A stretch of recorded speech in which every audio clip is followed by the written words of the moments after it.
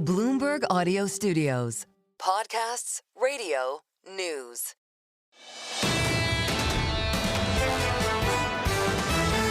This is the Bloomberg Surveillance Podcast. Catch us live weekdays at 7 a.m. Eastern on Apple CarPlay or Android Auto with the Bloomberg Business app.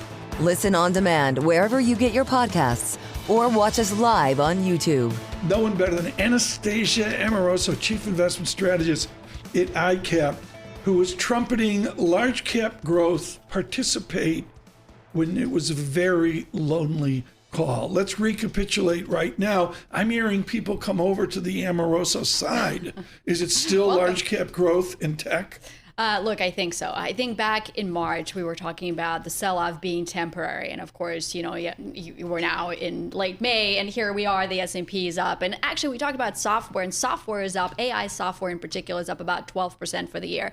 So yes, I think the reasons are still plentiful to continue to stick with stocks. And, Tom, one of the things you have to do is you'll have to look at the economy. And while the sentiment around the economy fell apart, the hard economic data never did. So as a result, we're still looking at 2.3% GDP growth this quarter when everybody was worried about the tariff impacts. So that's the first thing. The second thing is the determination, you just heard from Peter Navarro, to cut those deals and continue to negotiate is absolutely there. So as long as that's the drumbeat, then I think we have to discard any sort of data that goes against that. And then the last thing I would say, Tom, tomorrow we get the core PC inflation report, which is projected to be about 2.5%. Yep. And whether it's oil prices that are lower, whether it's wages that are lower, all of that is supportive. So I still think investors are not tapped out. It's not max bullish by any means. So I think we add here. Ivan brought up the 3.x trillion of cash, Paul, out there. Yep. It's always been out there. I mean, earlier this year, it was out of the U.S., out of cyclicals, out of tech. Now it seems to be, if I look at the S&P 500, if I look at NASDAQ, it seems to be that trade's getting reversed here. People are investments coming back to the U.S., back into cyclicals, back into tech. Was it just what was that? Well, there's a lot of discussion around that. And first of all, the month of May has all been about these stark reversals back into the U.S. tech and back into the U.S. And back into cyclicals. But if you actually look at the performance here to date, it's the defensive sectors like utilities, for example, that lead the S&P. They're up about 5 or 6%. The semiconductors, for example, are down about 5 to 6%. So I don't think it's actually too late for this rotation trade.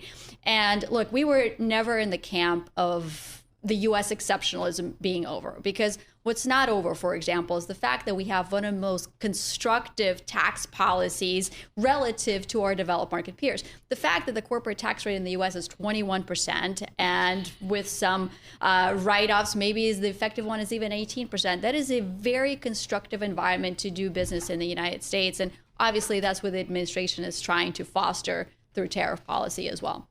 Do we have to bring the valuation discussion back on the table? Because, boy, when the market sold off, a lot of folks are saying, boy, 18 times earnings, I'm going to go in and buy this thing. But now we're back, above 20 times. How do you think about earnings? Because there still may be some earnings risk in this market. Right. So a few weeks ago, we sort of had, when we didn't know what is likely to happen with tariffs, we sort of had this binary risk. We either have to price in a recession and therefore recessionary earnings, which could have taken us, well, it has taken us as low as 5,000, but could have taken us lower if we also had to assign a recessionary multiple. Now, we don't have to assign a recessionary multiple, and we actually have to focus on the earnings not only this year, but next year, which are expected to be around $307. So if you apply the existing multiple to that, you actually do get north of 6,000 on the S&P 500. And that's why, to Tom's point, I say large cap stocks are certainly worth staying with. What does free cash flow look like in use of cash? I mean, back when you were lonely and correct, the answer is the free cash flow came in. And I'm hearing a lot of fancy, well, it's not going to be this first, second derivative, da-da-da-da-da. Do you see sustained free cash flow by the market leaders? I mean, look, I do. And the use of free cash flow, I think, certainly would benefit the share repurchases and buybacks. And Tom, that's what we're seeing in the market. We actually have some of the record authorizations for corporate buybacks. And that is such a strong presence in the market as well, which is why I say market participants are not tapped out. It's individual investors, it's hedge funds, it's CTAs, but it's also corporates buying back those shares. Look, the beauty of the setup, Tom, is that corporate margins are near highs. And so there's a lot of room to absorb the potential negative impact of tariffs. Just quickly here. How lonely do you feel now? Is everybody in the Amoroso court? I think it's sort of a pretty lonely call. There's a lot of fear out there, right? You know, I still think there's a degree of fear out there, but I'll just quote these stats. Back in April, you had about 66% of investors that were bearish. That is not the number today. It's probably closer to 30%. It's a big reversal. A couple of weeks ago, you probably had only 20% of investors that were bullish. Today, that's about 37%, but it's not 50. It's not half of the investors that were in the bullish camp to start the year. So I think we need a few more to join the party. Don't be a stranger. Come back again. Too short a visit today. Anastasia Amoroso with iCapital. She's been courageous about long on the market for years.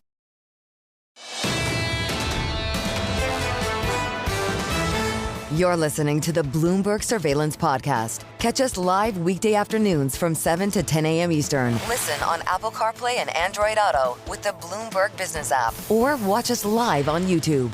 Now joining us, Ives. Nvidia's not Cisco, right? Dude, it's almost an insult to Nvidia when you say, look, because the reality is that it's a fourth industrial revolution, and it's being led by godfather of AI, Jensen, Nvidia. There's only one chip in the world fueling this, and that's why I believe 4 trillion and eventually 5 trillion is where we're going to see for Nvidia. Okay, in the Ives prospectus on this, page 42, risk factors. What's the risk factor for the certitude this thing's going to work out? Look, I mean, when you think about China, and obviously that's all factored in here, I mean, anything that gets a little positive in terms of moves on trade and tariffs between U.S. and China is ultimately that to me right now, the biggest risk is just China. And I think Jensen called it out, shot across the bow, Trump administration, you're essentially giving away the China business because of the H20 to Huawei. And that's the biggest risk. But Tom, it just comes down to like, it is Jensen and Nvidia's world. Everyone else is paying rent when it comes to AI. So what was the biggest takeaway from the earnings last night? The stock's up 5-6% this morning. What's the street taking away from last night? It was a staggering quarter in a bullish way relative to the demand. I believe right now demand's outstripping supply 8-1. You got sovereigns. Demand's outsupplying supply 8-1. 8-1. Oh, wow. So where does this company go? What does Nvidia do now to kind of take advantage of that demand out there? It's when you think about autonomous robotics, physical AI, eventually Keene with a robot, in his palace. You been talking to Mike? Hey, look, this is the only way it's fueled is by Nvidia. So to me now, the AI revolution coming to Middle East, sovereigns, they want to be on the line. It's on a unit basis. They're selling these things, right?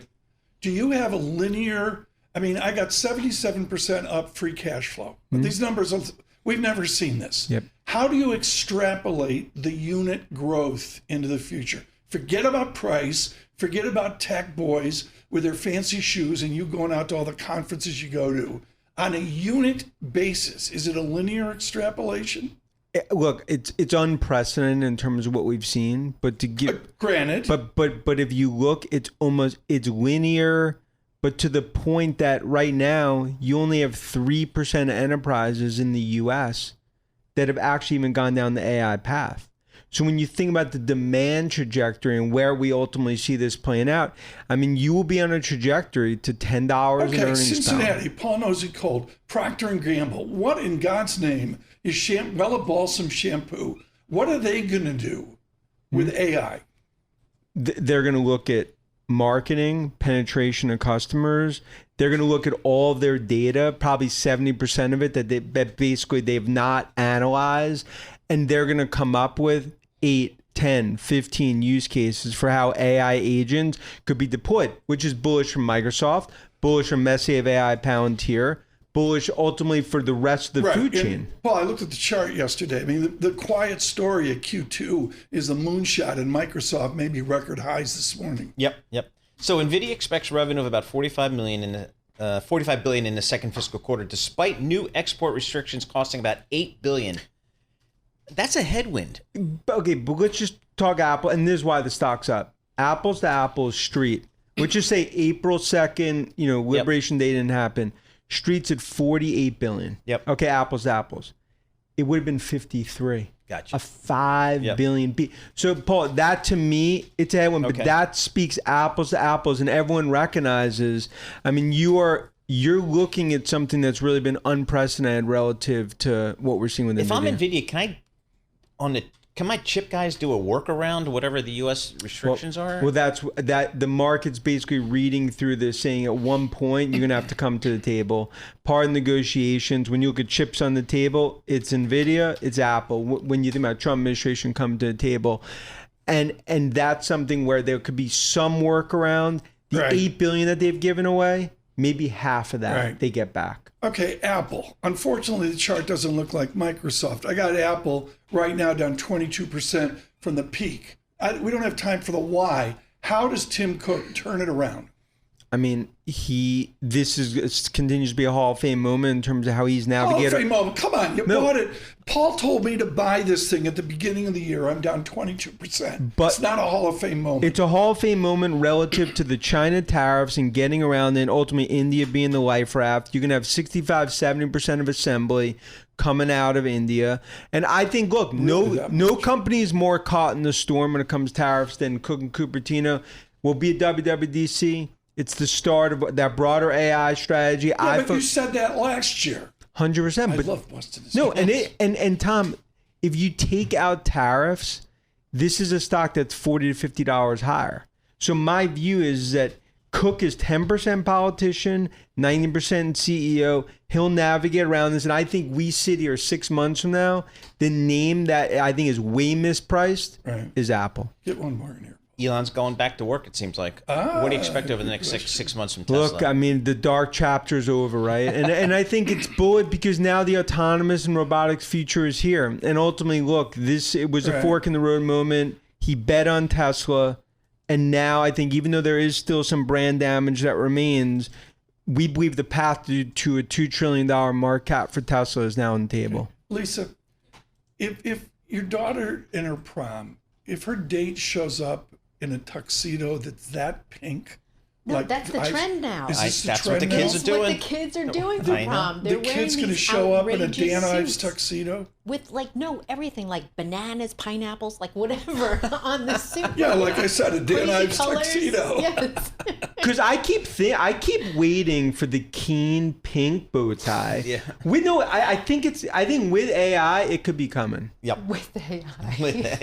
That's what it's going to take. I looked at pink today. They said Ives was here, and I went with pink, but I went with. I think you look great. I think you look phenomenal in a pink bow tie. I'm just saying. Yeah, I just gave my black tuxedo to charity yesterday. You did what? Yeah, my tuxedo that I haven't worn in 20 years. Okay. That's why. Yeah. The difference, Paul. And by the way, it wouldn't fit. Paul, you can still get into that tuxedo. Exactly. My tuxedo from 20 years ago. It ain't happening. Yeah, same Single best buy. Apple? Single best buy here, to me, it's Tesla. Given the autonomous path and must recommitted, that continues to be front and center. There you go. You're pro. I'm an amateur. I don't buy it. I just can't get there. Paul, can you get there? I can't bet against Elon in this stock. It's been amazing story.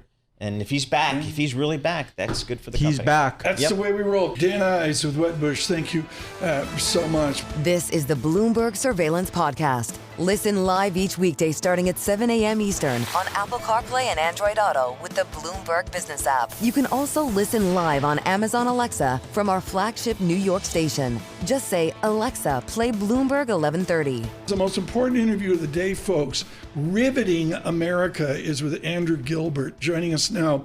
He's with ECP, but forget about that. Far, far more.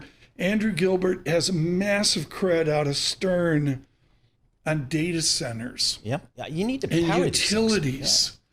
Yeah. I have seen the collective amount of hot air from people that didn't take thermodynamics now is off the chart.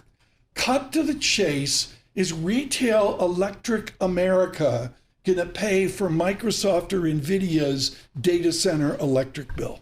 Well, first, thanks for having me on. Happy to be here. And really exciting time in our industry. For Nuts. for 25 years, no growth, and now all of a sudden we're on TV here after Nvidia earnings. So Yeah, you look better been- than me, so it works.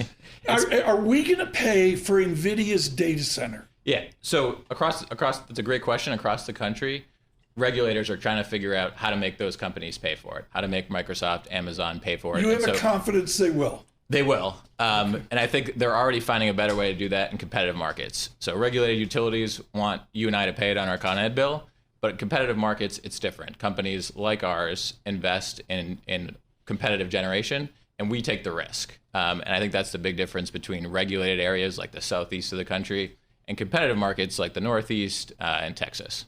So how do we power all these data centers? What's the path forward? Because I keep seeing Nvidia and other companies and Microsoft, and we're building. You got to power this stuff. I mean, I watch Landman. I know how the oil and gas industry works. Oh, here we go. Talk to us how we're going to power this stuff.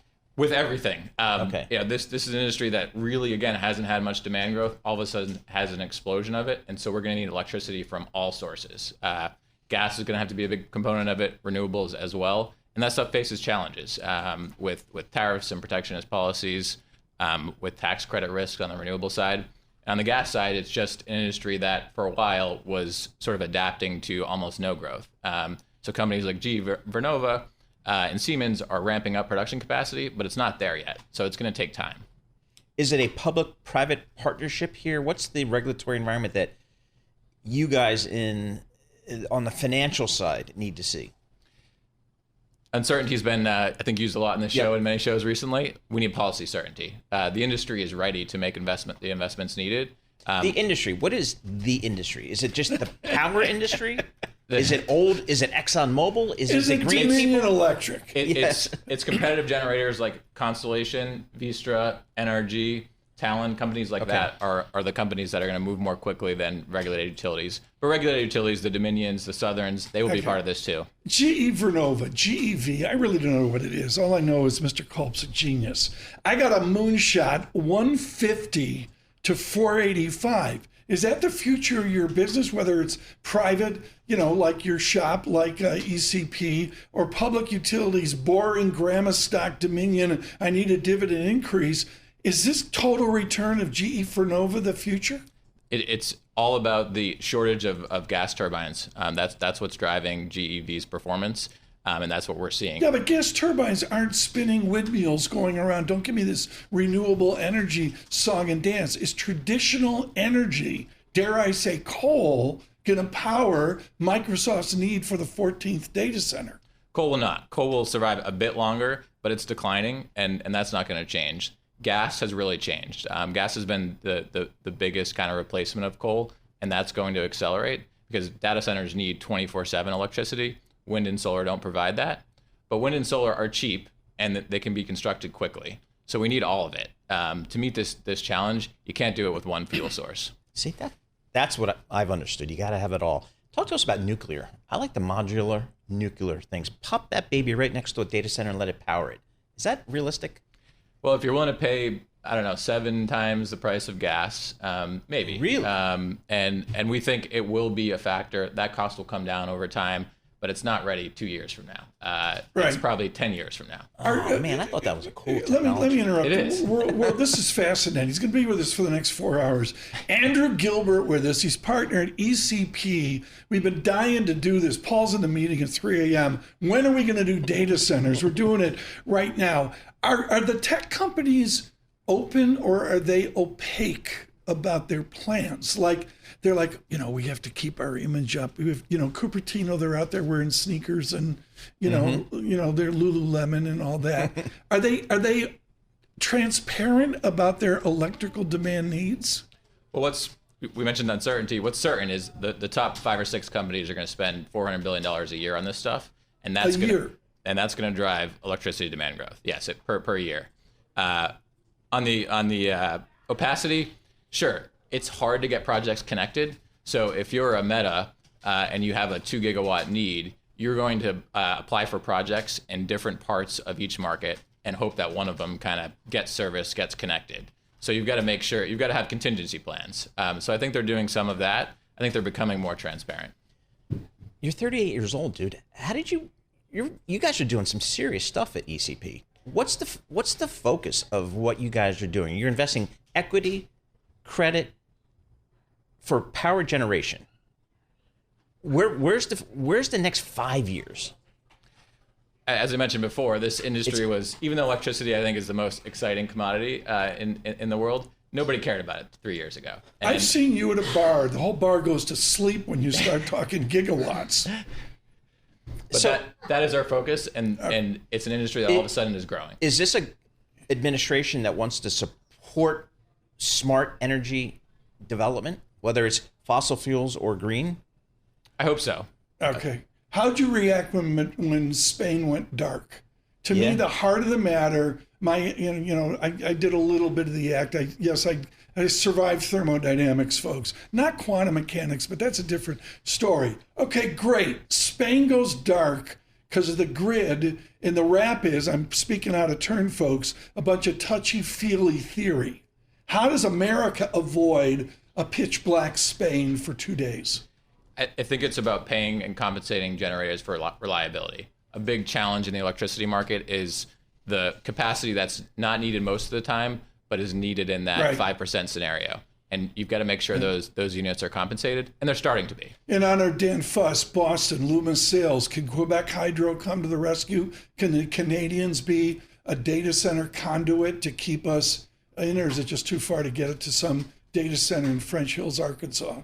They need it up there too. They need it up there. They need it up there, especially during the winter. So it's not 24/7 reliable type generation, which is what we need now. Lisa emails in, should I put solar panels on my garage roof? Maybe losing that tax credit soon to do that, so it could get a little bit more expensive. Should we have the tax credit? Yes. It's radio. You got to talk more than that. I mean, just real quickly, what's the next investment you guys want to make? Where do you want to put capital where do you want to put your clients' capital today? It's powering data centers. So it's partnering with the biggest companies in the world to supply these needs and to make sure that ratepayers aren't paying for it. So it doesn't show up on Right. our electricity bills. Unfair question, final question. Andrew Gilbert, which traditional utility has best practices for the future? I think what some of the Western utilities are doing in terms of hardening and the efforts they're making around wildfire prevention is excellent. It's a huge challenge they face to keep the wires safe, to keep people safe. And I think they're doing a fantastic job turning those businesses around. Don't be a stranger. Yeah. Would love to come back. Did you pay the congestion tax, or have you figured out how to get around that? It's tough. And Subways. this is Subways. absolutely superb. Folks, I hope you love this.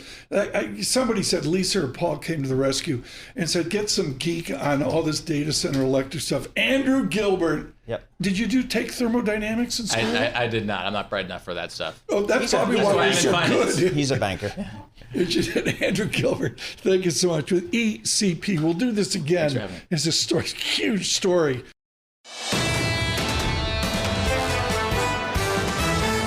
This is the Bloomberg Surveillance Podcast. Listen live each weekday starting at 7 a.m. Eastern on Apple CarPlay and Android Auto with the Bloomberg Business app. You can also watch us live every weekday on YouTube and always on the Bloomberg Terminal. We are honored to bring you the nation's expert in civics. Her textbooks are absolutely foundational. Wendy Schiller is professor at Brown University, the Taubman Center, and such. Wendy, so honored to have you here.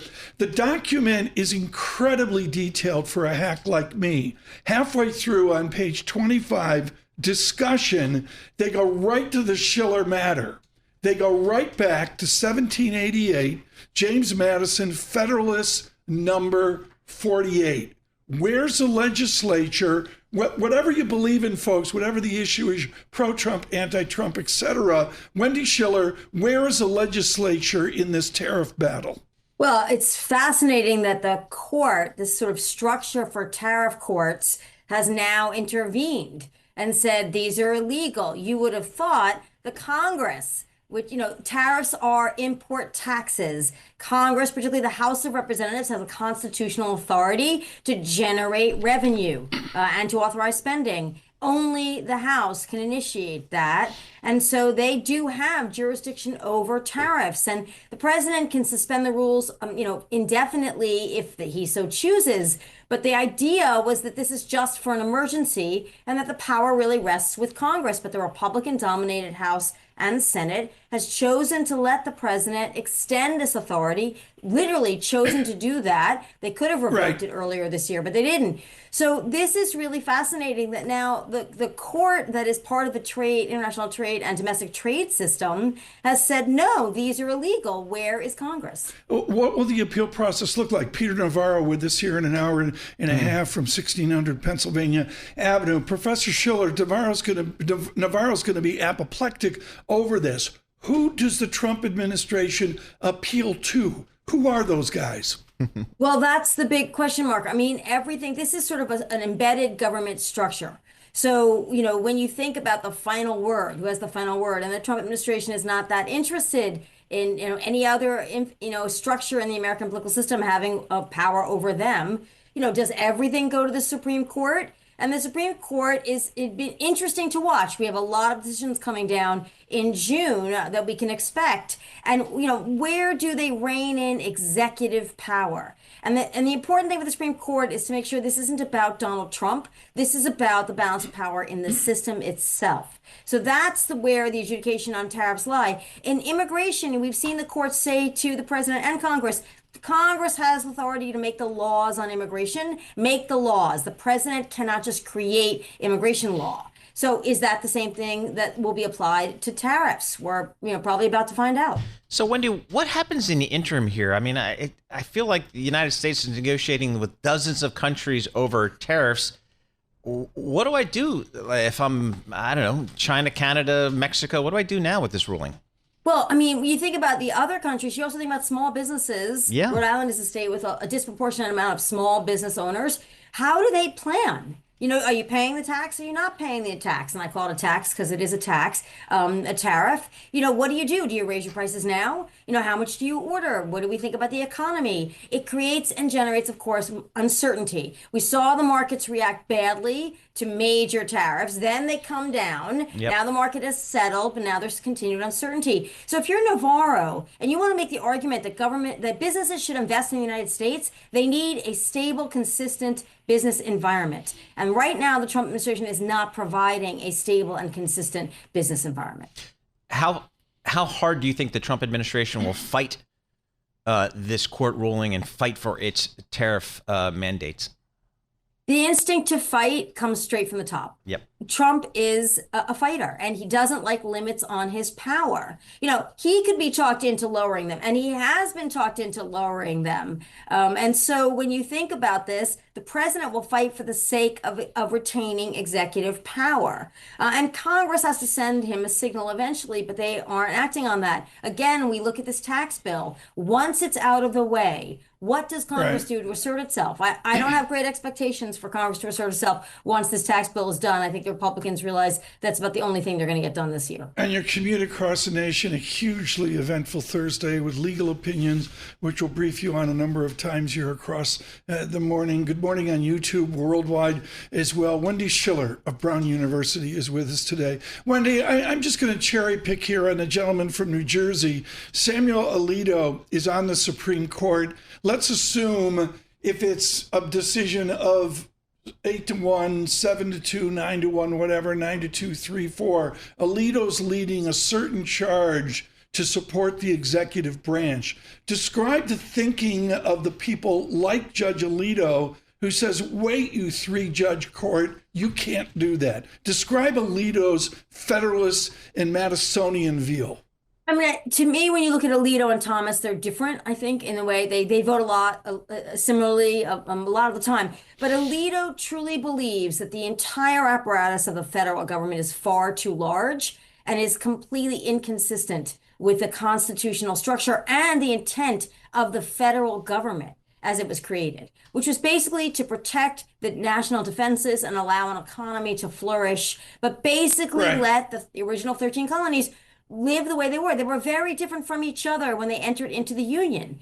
And so his argument is nobody ever intended for this to be so big. Nobody wanted it to bill out this large. So I'm going to take every opportunity to basically reduce the scope of the government. And what he believes is that Congress drives the size of the federal government and not the president. That the president executes, but that the president can, in fact, reduce the size of the government. This is so important. I got to squeeze it in. Professor Schiller, I look at a 3-judge court, Reagan, Trump, what was it, Obama? Yep. Reagan, Trump, Obama judges. Nobody's talking originalist theory here. They're just talking nuts and bolts of a 1977 agreement and the huge detail in their professionalism. Is this going to just go back to originalist theory, a la Thomas and Alito, and what President Trump supports? The problem for Thomas and Alito to do that is that originalist theory, literally in not only the Federalist Papers, but the Constitution itself, is that the House controls tariff policy. That you can't just wake up in the morning and say, I'm going to impose 130% or 45% on an individual country if you're the president of the United States, only under extraordinary circumstances. And the Constitution and the founders are very clear that when you execute these powers as president in extraordinary circumstances, those circumstances have to be extraordinary. So this is the problem for Alito and Thomas. It goes completely against their theory of originalism to put all this power and opportunity in the president's hands when the Constitution is quite explicit that it should rest with the Congress, particularly the House of Representatives. Can't imagine your day. Wendy Schiller, thank you so much for being with us this morning with Brown University. This is the Bloomberg Surveillance Podcast. Listen live each weekday starting at 7 a.m. Eastern on Apple CarPlay and Android Auto with the Bloomberg Business app. You can also listen live on Amazon Alexa from our flagship New York station. Just say, Alexa, play Bloomberg 1130. Lisa Mateo now with the newspapers. What do you have, Lisa? All right, I'm starting with this Wall Street Journal exclusive. This is about Paramount Global. They're reportedly offering President Trump $15 million to settle that lawsuit he had against Paramount CBS News. But sources are telling the Journal that the president feels it's not enough. He wants more than $25 million. He also reportedly wants an apology from CBS.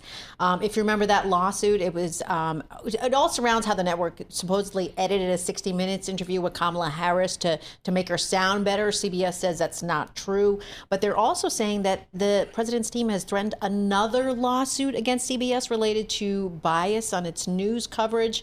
But there's supposed to be a session today, like where they're going to Paul, am I right? This is unprecedented. I mean, isn't CBS supposed to fight back as a news The reason they're not organization? fighting back is they have a planned merger with Skydance Media, and they want that to go through. They need the FCC approval, and presumably there's some concerns there that the government will use this suit as a reason not to approve the deal. Sherry Redstone needs the merger to go through so she can get paid out. It's as simple as that. So it's, they'll come to some agreement. And we've seen some, I should point out, separate from this news, we've seen resignations at CBS. Yeah. I mean, there's a lot going on. A lot going on there. And it's all because they need to get this deal approved and get it through. So it's all about money as it always is. Next. Okay, all right, we'll take you to luxury, okay? LVMH, okay, they said they could increase the price of its goods by about 3% to offset tariffs. But there are two things that they say they cannot raise the price on, and that is cognac and lower-priced beauty products, the lower-priced end. They say things like jewelry, those high-end jewelry, they can withstand the price increases because their buyers can take on the price increases. But they've had a tough time with the alcohol sales. Apparently, the cognac spirits division, they've dipped in the past year. They're selling fewer champagne bottles on top of it, too. So they're saying those are the things they can't. I don't think I've ever had cognac. Cognac is a variety of brandy named after the commune of Cognac, France. All right. It's not bad. Yeah? Yes. You're a cognac drinker? I get a little Hennessy sometimes. Nice. Now and then. Is that what that flask you've got in your that desk? flask in the desk. It's the Hennessy cognac. All right. That's going to be I thought subject it to a was Jack tariff. Daniels. What did I know? Cognac's had a tough time. But it has. And champagne, too. I can't remember the name of the company now, but it's a small, obscure French thing. And like 1/3 of their business is cognac or whatever. Okay. And it ain't happening. I mean, it's not just LVMH. It's an acquired taste. It's overall. So they're not lowering the price of all the merch that sundry Keens look at? Of the cognac and the spirits. Of the other high-end jewelry and that kind of stuff, Is yes. Louis Vuitton shoes too much for the prom? Yes, definitely. Thank you. That was discussion last Definitely. night. We You said can't definitely. even see the feet with the dress, so don't even think about it. Next. We've been talking a lot about AI and will they replace jobs, right? So this story about Salesforce kind of puts that into perspective a little bit. They said they're reducing the hiring for some roles because of its AI tools. So its CFO gave this example, and she said 500 customer service workers will be moved to different positions within the company, and that'll save them about $50 million. Also said they're hiring fewer engineers on top of it. They say they hope it's going to make their staff more productive, but at the same time, where they're increasing are the ranks of its sales force. So that's where they're starting to see the difference. But we've seen it, different companies like Microsoft, This is what I told Alphabet are doing. Offspring number 3. Yeah. Get to a business where you have a revenue number next to your name. That's it. That's my strategy. That's my advice. Get to a business, and so Salesforce. Do you believe? We don't have the time here, but Sure. like all these jobs are going to go away. I just don't buy it. I think a lot of them are. I mean, I just think of my investment banking business. I mean, do I need 3 analysts staffed on a deal to draft prospectuses and do models and things like that? I don't think so. I don't think so. So I think there's going to be an issue there. The newspapers today. Lisa Mateo, thank you so much. This is the Bloomberg Surveillance Podcast, available on Apple, Spotify, and anywhere else you get your podcasts. Listen live each weekday, 7 to 10 a.m. Eastern on Bloomberg.com, the iHeartRadio app, TuneIn, and the Bloomberg Business app. You can also watch us live every weekday on YouTube and always on the Bloomberg Terminal.